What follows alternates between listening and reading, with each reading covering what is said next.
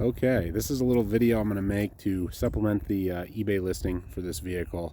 This is a car that I love. If you're seeing this because you watch my YouTube channel, then you're already familiar with the car, but I'm going to approach this video from the standpoint of someone who's not familiar with it for the sake of any potential interested parties or bidders. Or maybe for people who are just seeing it for the first time. I know some people browse eBay and maybe they just want more info. So I'm going to give you the rundown on this specific car. This is my 1988 Fiero GT. This car is not stock, but I think it's modified in tasteful ways that kind of keep it true to form, keep it true to what it is. And these cars are kind of a blank slate. You can go from mild to wild. Just depends on what you like, what your budget is, you know. But yeah, more about taste. My taste is stock appearing, and only modifications really to enhance, you know, the driving fun of the car. And anything else is, you know, maybe a small aesthetic thing, although pretty much everything here is for the sake of function. So what we've got is an 88 Fiero GT. Now, I won't give the whole history of the Fiero. I'm sure if you're watching this, you're probably already a little bit familiar, and if you're not, you're probably going to do some research of your own. For 1988, the Fiero had a lot of revisions, a lot of suspension changes, completely, you know, overhauled from what it was.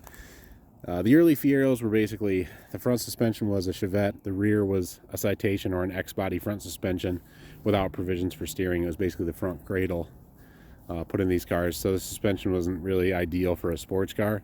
I've driven them, I've owned other Fieros, this is my fourth one. It's my only 88 I've ever had.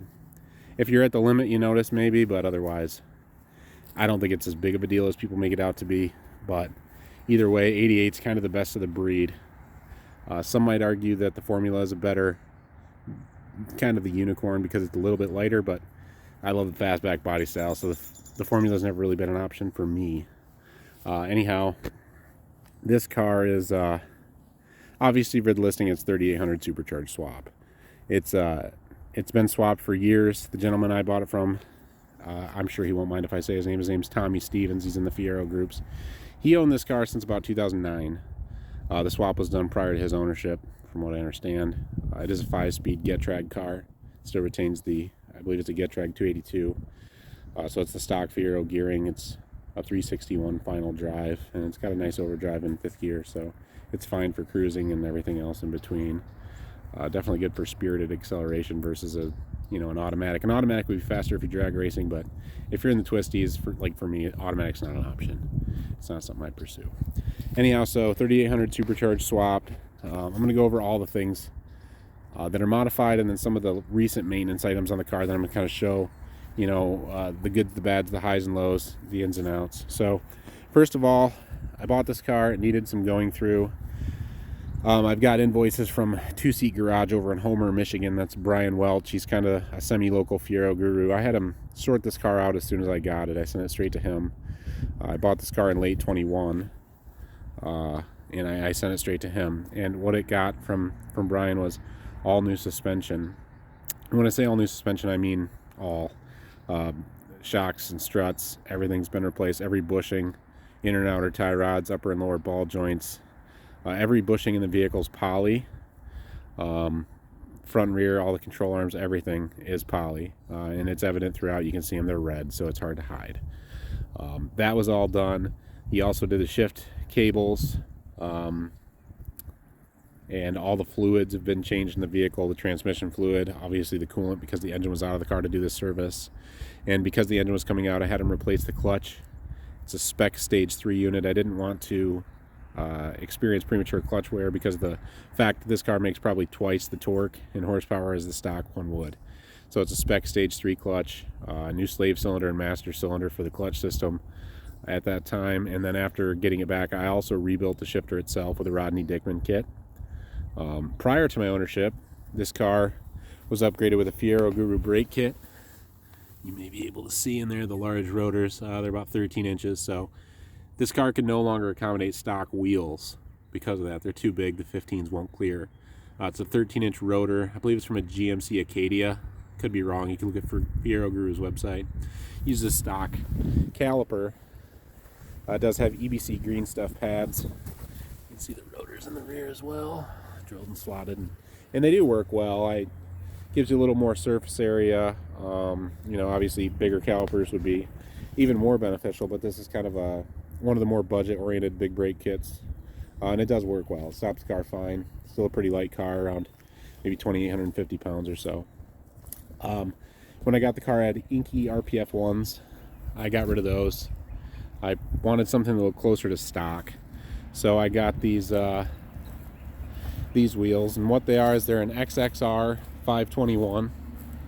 The fronts are a 17 by 7 with a plus 38 offset, and the rear is an 18 by 8.5 with, I believe it's a 35 offset. It might be a 30.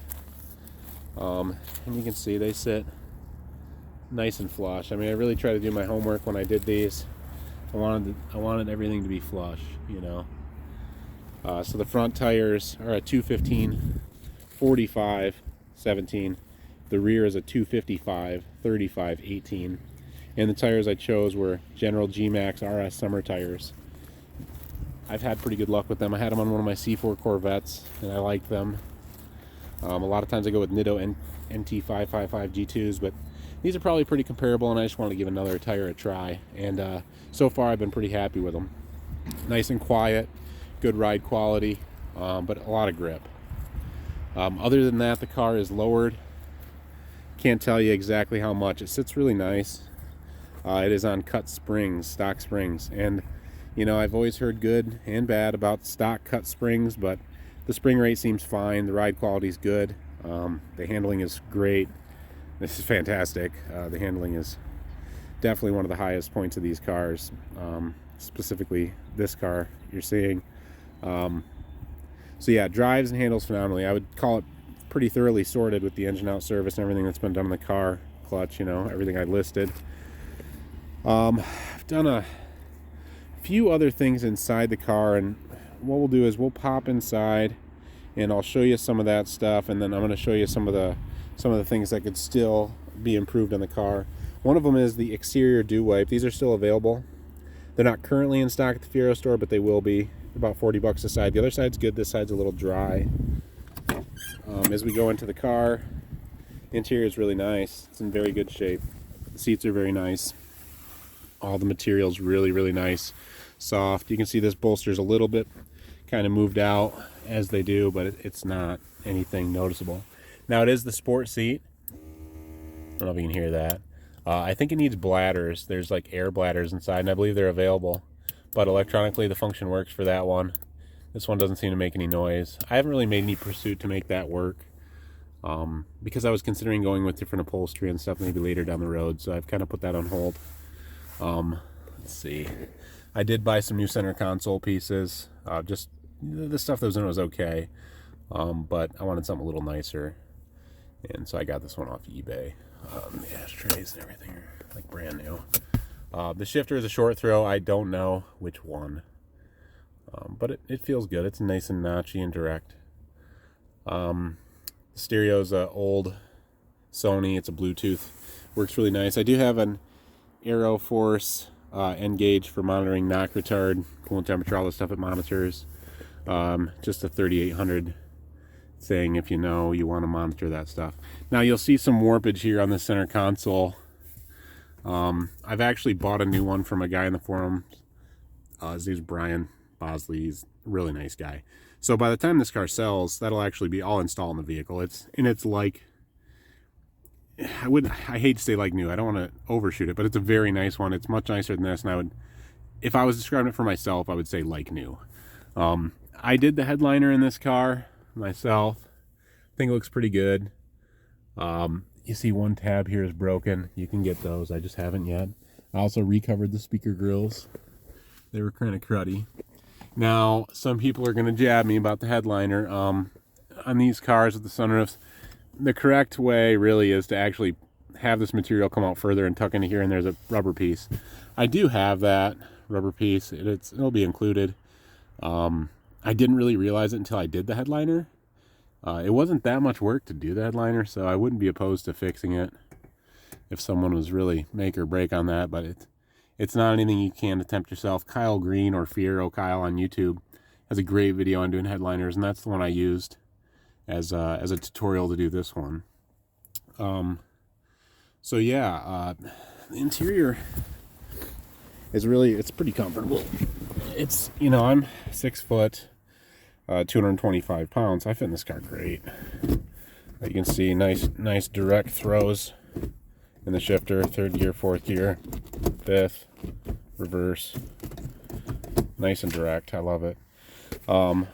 Interior is in pretty good condition overall. Minor stuff to scoff at. There's slight cracking way up in this front edge here, and again, they make panels that clip on and stuff like that, or, you know, and that's just stuff to take it to the top level. I mean, to make this a perfect car, I'd love to get some nice floor mats. I'm not sure if Lloyd's makes them. They're big in the Corvette world. I like C4s. I'd like to get some nice floor mats for this car. If it doesn't sell, I will pursue it. But the carpets are nice. The upholstery on the passenger side is nice. Door panels, everything. Very nice shape. The car originally was equipped with the performance sound option. The subwoofer is still there. It's not hooked up. Let's see. I was going to have this steering wheel resurfaced. I'm on Alex Babinow's waiting list to get one. It's around $300. This one's not bad. I want the car to be perfect. I'm really particular, so this would be an ongoing thing until the car was perfect if I continue to own it. But as far as a running driving vehicle, you know, it's a fantastic driving car. The interior is still a solid 8 out of 10 overall, easily. The exterior is the same. So what I'll do is I'll pop out, we'll take a look at that engine. Show you where the magic happens there, I guess. Hate to use such a stereotypical term, but it is a big point of this car.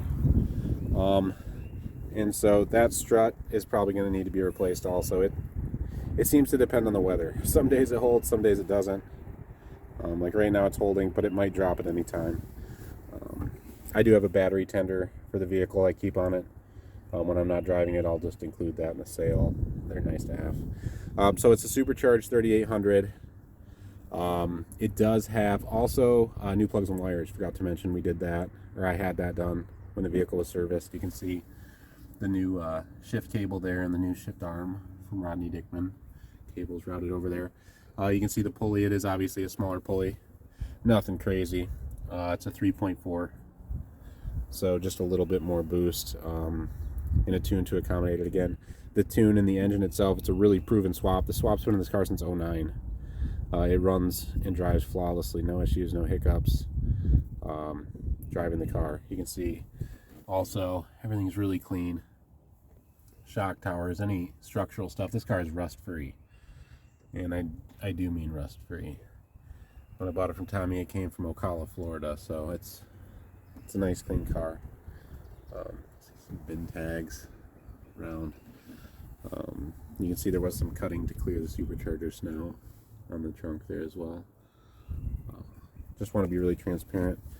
So another thing you'll see here is this could stand to be painted, and the cool thing about these is it's just satin black. This isn't anything you couldn't just sandblast or scuff up and shoot with whatever paint you get from the auto parts store.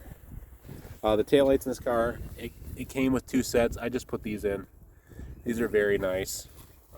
This is the nicer of the 2 sets, so I put them in the car in preparation for the sale. They're gorgeous. I do have the Vandy Plate L67 because I'm a nerd. Those who know will know. If they see it on the road, they'll know it's a swapped car, and anyone else will just be like, you know, what does that mean? The car does have a MagnaFlow muffler. It's obviously a catless exhaust system. It does have like the kind of resonated tips there. I think they look nice. It also has this 3800 scoop on the side. It's obviously functional. It looks like a 3D printed unit that somebody must have made at one time. 3800 SC. The e-brake does work on the car. I don't really use it much. It's a little sticky towards the bottom of the throw. Not a huge deal for me. It's a manual. I usually put it in gear, but just to give anybody a heads up, it does work. Probably using it might help. Come up to the frunk here. Sorry for the leaves. I live in a very leaf-rich area. Everything is here. The sunshade in the bag, I have that. It's in the house. It'll come with the car. It's perfect shape. The wind deflector here. There's still some brake fluid up here. That's from when I was actually bleeding the clutch master cylinder and just getting it to feel exactly how I wanted. You can see everything up here, stock radiator and fan, everything of that nature works very well. More VIN tags. Slight delamination on this sticker. I'm just going over this because I'm very particular. The factory jacks here, the spare is still here. Really, that's just a ballast for weight at this point because it will not fit over the rotors that are on the vehicle. So the car, for all intents and purposes, doesn't have a spare. It won't clear it, to my knowledge anyhow. I don't believe so. Although the spare might be a larger diameter, that might allow. I wouldn't rely on it. I wouldn't think so. We can shut this.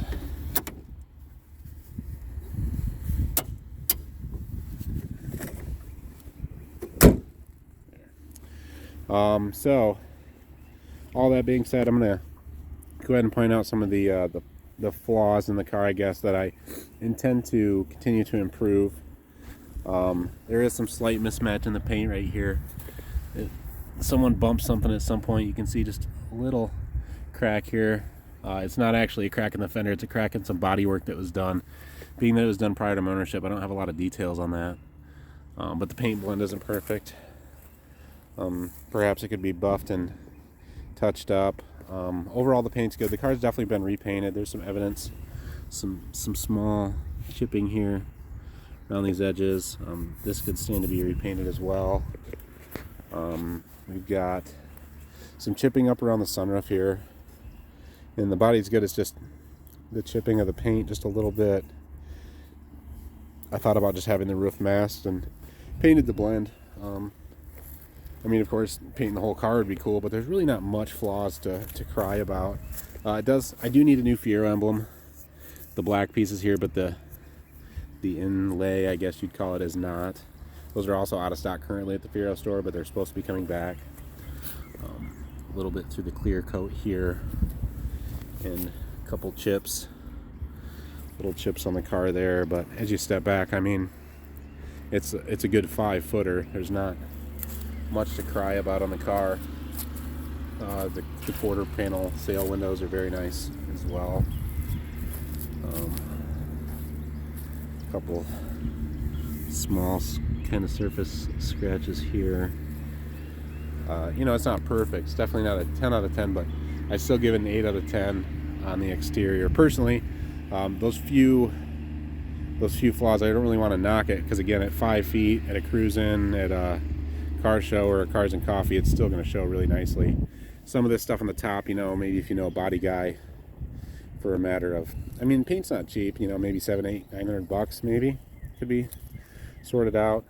Again, just going around to kind of show everything here. So obviously the next step is the headlights. Now, one thing with the headlights, the right headlight doesn't go up quite as high as the left. You can manually turn. You'll see how it doesn't come up quite as far. Now it can be remedied when you open the hood, or the trunk, I suppose. There is a knob that'll allow this to turn and come up further. And you can see it freely moves. And if you turn the knob, it continues to come up. But when you turn them off and they close, and then you open them, they return to this position again. So perhaps there's some adjustment that I don't know about. Let's see. What else can we go over? I suppose what we'll do, maybe I can make a driving video on request. I mean, there's a few draggy runs on my channel. Not that I thrashed the car, but I was genuinely curious what it was capable of from an acceleration standpoint, and those results with my slow, easy shifting. 0 to 60 wasn't great. I mean, you got to shift a couple times. You're in third gear at 60, so I managed like a 5.6 or 7. It would definitely go faster if someone really wanted to go for it. And then the quarter mile was a 1368 at 103.5, and that video is on my channel. I don't doubt it would go quicker if someone really shifted it quick and was going for it. I wasn't chasing a time slip. I was just kind of curious. And I found that acceleration to be more than adequate. I mean, a 1368 at 103, These ran, you know, 15.7, 16.0, 85 to 87, 88 miles an hour stock. So it's exponentially faster than stock. I'd say with that pulley and the tune, this is a car that should be making about 270 horsepower and 300 foot-pounds of torque at the flywheel, of course. So engine horsepower, not wheel. And it runs really strong. It's fun to row through the gears, and it hooks up really well. I had a rear motor mount fabricated when it was with Brian Welch as well, and it's not a dog bone on the top. It's actually mounted down the bottom. Any interested parties, I can send pictures of all that stuff. But it works kind of like a traction bar. It really keeps the back end planted, doesn't let the engine rock. So if you're on dry pavement, obviously there's summer tires, so we'll say a 45, 50 degree day or warmer. If you're in a straight line in first gear, rolling 5 miles an hour, if you hammer it, the wheels do not spin. It hooks. I mean, it goes. It's quick, very quick, very fun. So, like I said, you know, if you're looking at Fieros, or you want a swapped one, or you want a Fiero to do some kind of canyon carving, I guess, with, this is the car. I mean, it's mechanically sorted. It's ready to go. It's a blast to drive. All the important mechanical items have been addressed. It's been thoroughly serviced. There's room for continual aesthetic improvement, as with any, you know, 35-year-old car. But these things are just a blast. You know, I'm into C4 Corvettes as well. I like a little bit of everything. But bang for your buck, the C4 is tough to beat. This car is probably, I'm going to peg it a little bit higher than your typical TPI Auto C4 in terms of value. Made about 6,088 GTs, probably half auto, half manual, so 3,000 of them, and then, you know, out of that, how many are swapped? And, you know, there's other engine swaps, but I feel like this one's really suited to the car, being it's still a 6-cylinder, so it's got that tone. And actually, speaking of that, we can go ahead and fire this thing up. Just let it run for a minute anyhow. Let's hop in here.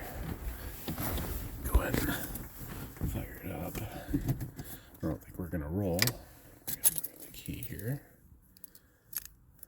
Okay.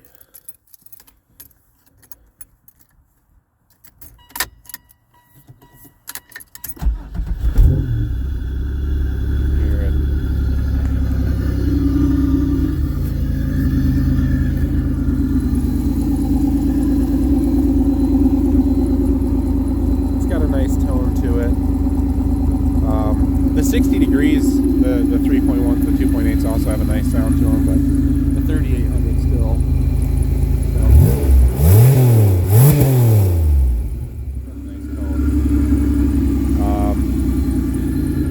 Yeah, so we'll kind of close up here. I appreciate the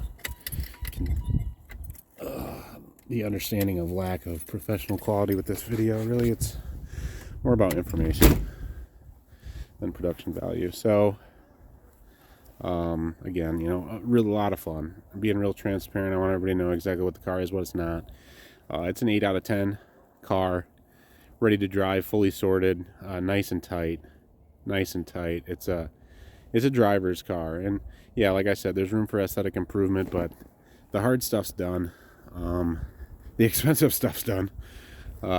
Paint costs a little money, but with my purchase price and sorting this thing out, I've got more in it than I'll get back out, but I'm more concerned about it going to an enthusiast who kind of loves these cars and has an appreciation for them. I think in the next few years, they've already gone up in value a little, but I think the uniqueness and the unique driving experience that these things provide is pretty one of a kind. You can't really get that anywhere else. I mean, there's faster cars, there's better handling cars, I guess, you know, of course, there always is. But with what you get, the nostalgia you get, and the heads that turn to look at this thing that, you know, I don't even know what it is. It's pretty unique. But anyhow, so I'll obviously have this linked in the eBay description. If there's any other questions, I'll be happy to answer them and provide any information, photos, whatever you need to see, as well as invoices for some of the work that's been done. I have some photos of the engine out when the service was being done and the motor mount being fabricated and everything else. So all that, again, happy bidding and good luck to everybody. I hope you've at least found this video informative, and yeah, again, any questions, feel free to reach out. All right, happy bidding.